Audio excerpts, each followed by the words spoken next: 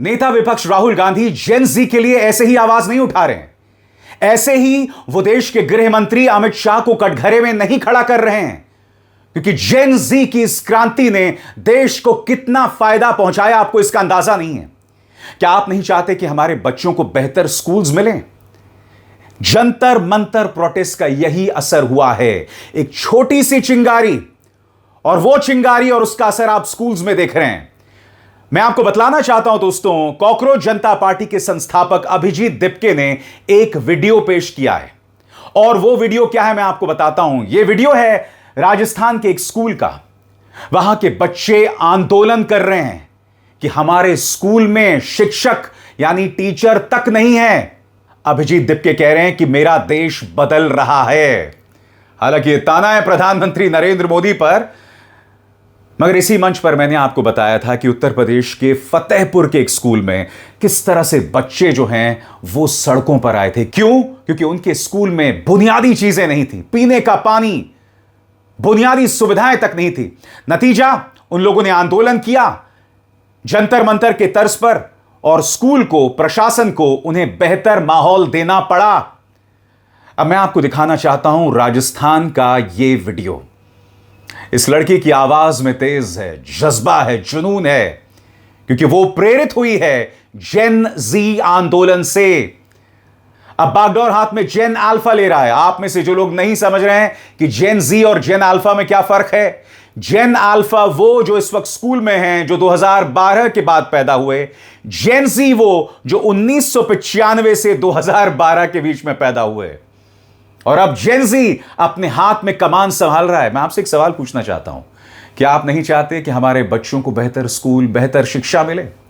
परिवारों में बैठे ये व्हाट्सएप अंकल जो बुरी तरह से ब्रेन वॉश हो गए हैं पिछले 12 साल की नफरत से, वो अपने ही बच्चों को गाली दे रहे हैं, अपने ही पोते पोतियों, नाते नातियों को गाली दे रहे हैं। वो इस कदर ब्रेन वॉश हो गए हैं। मैं चाहता हूं आप ये वीडियो देखिए राजस्थान का, और ये वीडियो किसी और ने नहीं, अभिजीत दिपके ने पेश किया है। राजस्थान के अंदर क्या हुआ देखिए। शिक्षा विभाग और सरकार से हमारी ये मांग है कि पीएमसी स्कूल है और यहाँ पे एक भी टीचर है, सेकंड ग्रेड के एक भी टीचर नहीं है, और फर्स्ट ग्रेड है उनके अंदर 2 टीचर है, एक है हिस्ट्री के और एक है हिंदी के। और हिस्ट्री के जो टीचर है वो प्रिंसिपल का पद संभाले, तो उनको भी टाइम मिलता है तो भी पढ़ाते, लेकिन ऑब्वियसली भी काम बहुत है तो वो करने पड़ते। तो इनसे हमारी मांग है सेकंड ग्रेड, फर्स्ट ग्रेड और थर्ड ग्रेड, L1 L2 सभी के टीचर लगाए, वरना तब तक न तो स्कूल का लॉक खुलेगा, 10 बजे तक कोई नहीं आया तो हम रोड ब्लॉक करेंगे।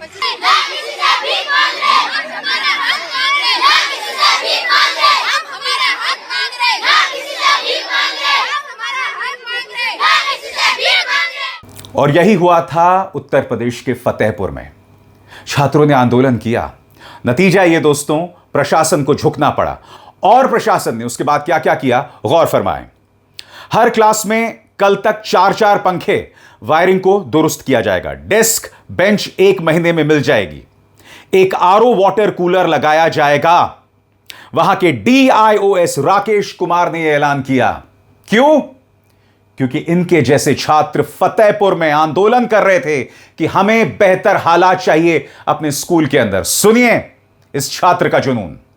भाई साहब, यहाँ हम लोग पानी, शुद्ध पानी नहीं है, पंखे से किरण आ रहा है, बच्चों को किरण मार रहा है, और शौचालय कोई साफ सफाई नहीं, जर्जर आ रहा है, बच्चों को खाना में सही ढंग का मिलता नहीं। और हम लोग सब लोग मिलकर धरना दिए तो शिक्षकों को कोई तरह आगे नहीं आने दे रहा, उनको रोक रहा। देखो हम सब एक चाहते हैं, उनके ऊपर दबाव बना रहे हैं, जेल करने धमकी दी जा रही, प्रधानाचार्य करके। धमकी कौन दिया है? प्रधानाचार्य के उसमें वो नहीं चाहिए।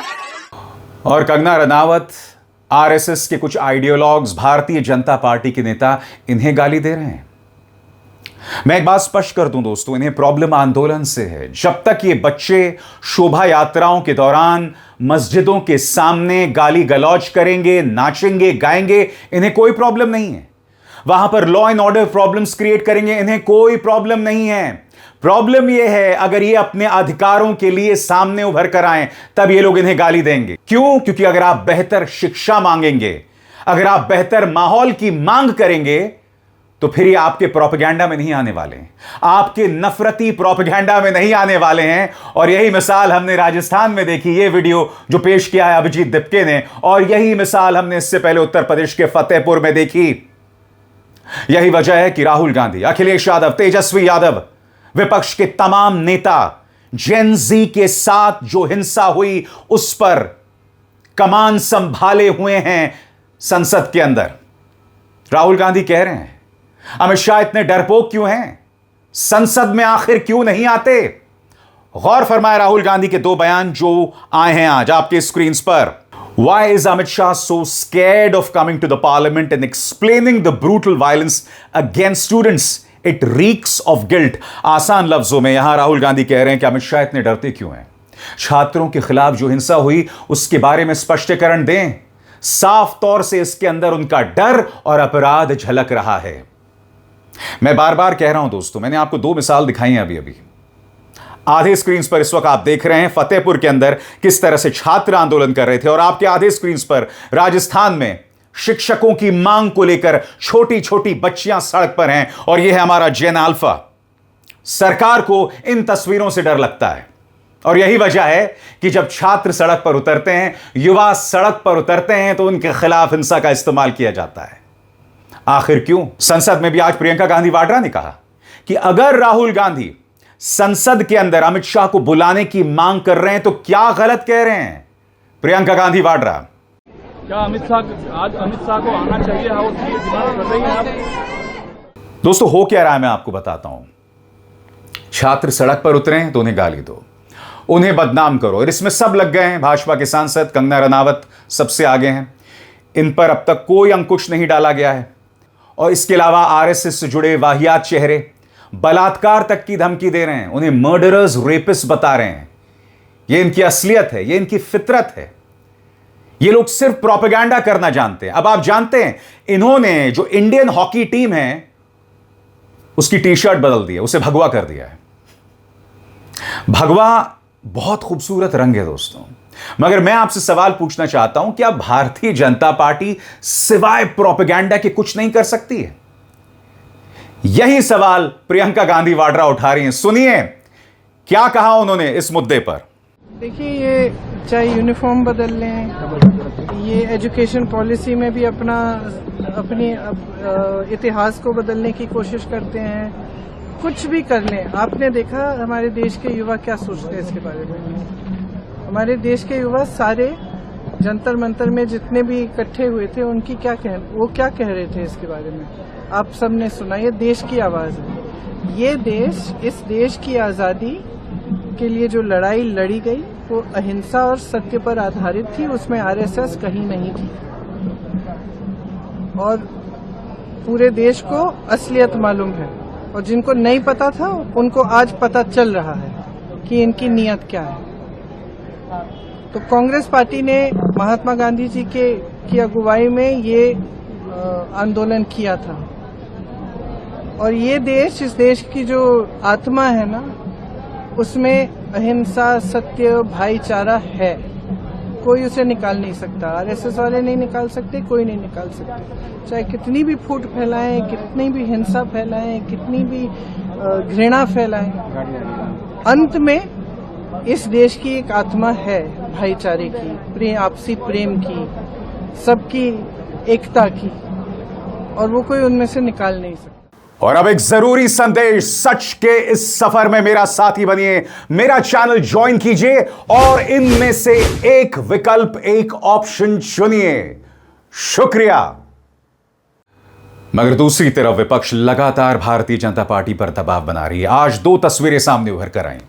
इस तस्वीर में, और इस तस्वीर को, इस वीडियो को अपने पूरे स्क्रीन पर देख सकते हैं, अमित शाह से लगातार सवाल पूछा जा रहा है, ऑर्डर किसने दिया, हु गेव द ऑर्डर। सुनिए किस तरह के नारे लगाए जा रहे हैं। अमित शाह जवाब दो, लाठी गोली की सरकार नहीं चलेगी, नहीं चलेगी, लाठी गोली की सरकार नहीं चलेगी।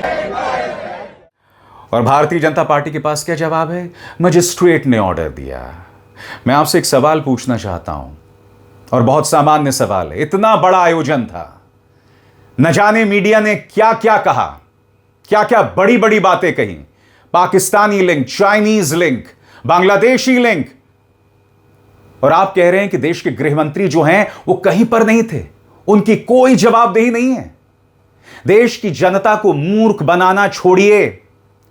विपक्ष लगातार घेर रहा है और इन सवालों का जवाब भाजपा के पास नहीं है, क्योंकि सिस्टम इनके हाथ में है, गोदी मीडिया इनके हाथ में है। संसद के अंदर लोकसभा अध्यक्ष और राज्यसभा के सभापति के लहजे में साफ तौर पर एक पक्षपात दिखाई देता है, इसलिए ये लोग अपने हिसाब से एजेंडा चला पा रहे हैं। मगर दूसरी तरफ विपक्ष इन्हें घेर रहा है। राम मंदिर में चंदा चोरी हुई, समाजवादी पार्टी इस पर लगातार उग्र तेवर अपना रही है। आज देखिए संसद के अंदर राम मंदिर में चंदा चोरी को लेकर क्या नजारा दिखा, देखा जाए।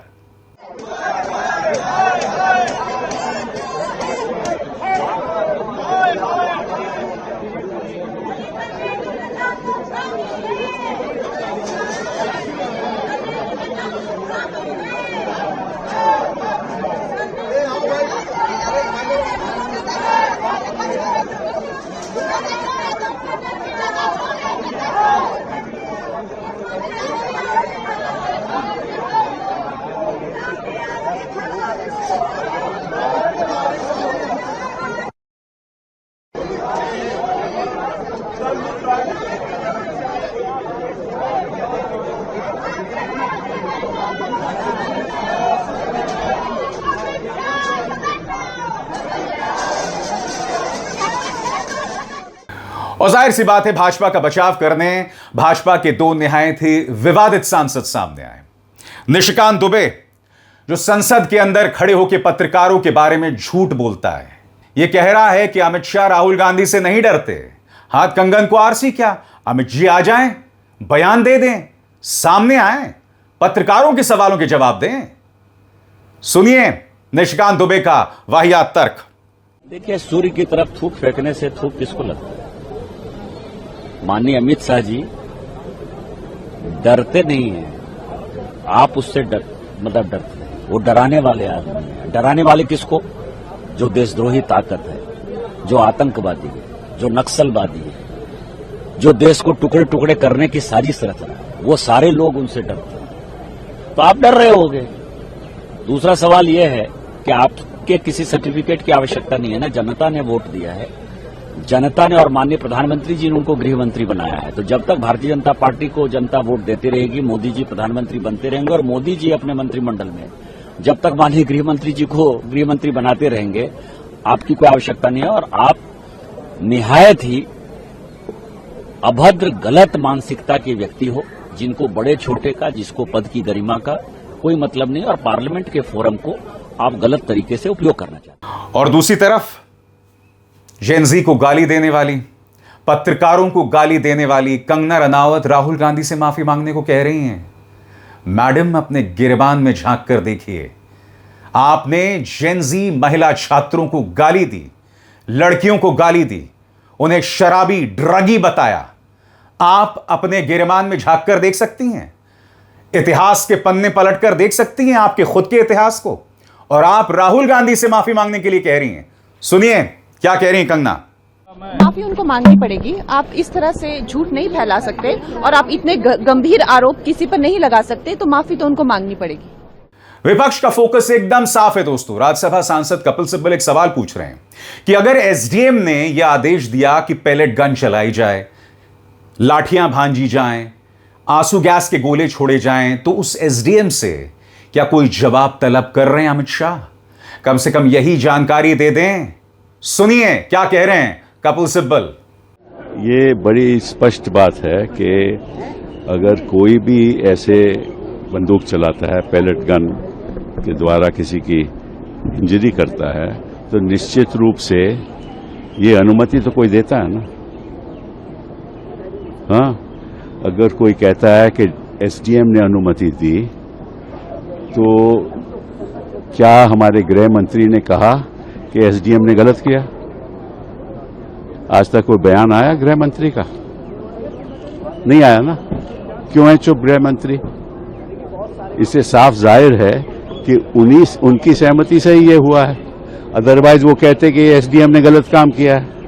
एक तरफ तो भाजपा कह रही है कि कोई ऐसा हुआ ही नहीं, कोई पैलेट गन चली ही नहीं। भाजपा के कई लोगों ने ये बात कही ना, फिर जब साबित हो गया कि चली, जब राहुल गांधी ने दिखा दिया कि उनके मुखड़े पे, आंख में पैलेट गन है, बॉडी पे इंजरी है, तो इनको मानना पड़ा। और फिर गृह मंत्री चुप क्यों है, ये सवाल उठता है ना। इसलिए राहुल गांधी ने कहा कि ऑब्वियसली उनकी सहमति है और उनको जिम्मेदारी लेनी पड़ेगी, इसलिए वो हाउस में नहीं आ रहे। न तो हाउस में आते हैं, न बयान देते हैं, न कहते हैं कि ये गलत हुआ, तो ऑब्वियसली उनकी सहमति है। अफसोस की बात यह है दोस्तों कि पैलेट गन से छर्रे निकले, मगर यहां पर सरकार का कहना है कोई फायरिंग नहीं हुई। इस सरकार की परिभाषा में अगर आप AK-47 चलाएंगे और अगर उससे गोलियां निकली तो वही फायरिंग है। हालांकि बिहार में AK-47 के जरिए भी फायरिंग हो गई, वहां पर यह भी हो गया। अगर यहां पर स्वतंत्र मीडिया का दबाव ना होता तो मैं नहीं जानता दोस्तों कि जंतर मंतर में क्या होता। यही सवाल पूछ रही हैं महुआ मोइत्रा। सुनिए उन्होंने क्या कहा। आस्किंग हिम, आपने गोली क्यों चलाई? देयर आस्किंग हिम, आप किस तरह के धोती पहन रहे, महाराष्ट्रन पहन रहे कि कर्नाटक पहन रहे? हम उनका धोती का स्टाइल नहीं जानना चाहता है देश। वो किस तरह की धोती पहन के आ रहे सांसद में, वो नहीं जानना चाहती है। देश जानना चाहती है कि वो और उनके मंत्रालय किस लिए, किस वजह से अनआर्म्ड प्रोटेस्टर्स, बच्चे के ऊपर आपने पैलेट गन्स, लाठी और इंजरीज की है। दोस्तों, राहुल गांधी ने यह वीडियो भी डाला है और वो यहां कह रहे हैं स्टूडेंट्स डिजर्व जस्टिस, विद्यार्थियों को न्याय मिलना चाहिए। राहुल गांधी आगे कहते हैं an independent supreme court monitored high powered committee must be constituted to probe brutalities against our students. Rahul Gandhi ने मांग की है कि हमारे विद्यार्थियों के साथ ये जो बेरहमी हुई, इसे पूरे स्क्रीन पर देखिए दोस्तों, ये जो बेरहमी हुई इसकी जांच होनी चाहिए, एक समिति बननी चाहिए जो इसकी जांच करे। मगर आप जानते हैं दोस्तों, इस सरकार का रिकॉर्ड एक ही तरफ अटका हुआ है कि हिंसा जो है वो पुलिस वालों के साथ हुआ। और मैं बार बार कहता हूं, आपने कितने पुलिस वालों के लहूलुहान चेहरे देखे हैं? हां, मैंने एडिशनल डीसीपी रमनदीप लांबा को एक लड़की को थप्पड़ मारते देखा है। मैंने इंस्पेक्टर राठी को देखा है एक डंडा एक छात्रा के प्राइवेट पार्ट में मारते हुए। मैंने एक 10 साल के बच्चे को थप्पड़ मारते हुए देखा है पुलिस को। मगर ये लोग हिंसा मानने को तैयार नहीं है।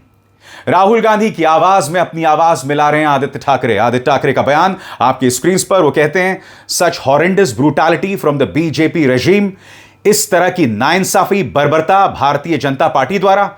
India is now the largest former democracy in the world under this regime. अब भारतीय जनता पार्टी के अंतर्गत देश में लोकतंत्र नाम मात्र रह गया है। एक जमाने में यह सबसे बड़ा लोकतंत्र हुआ करता था, मगर अब यह एक भूतपूर्व लोकतंत्र हो गया है। आगे क्या कहते हैं Aditya, in no democratic country anywhere in the world do unarmed students face such brutalities when asking for justice. वो कह रहे हैं कि किसी भी लोकतांत्रिक देश में जब विद्यार्थी न्याय की मांग कर रहे होते हैं तो उनके साथ इस तरह की बर्बरता नहीं होती। विपक्ष लगातार मांगे कर रहा है, मगर यह सरकार तो मानने को ही नहीं तैयार है कि हिंसा भी हुई। And there lies the problem.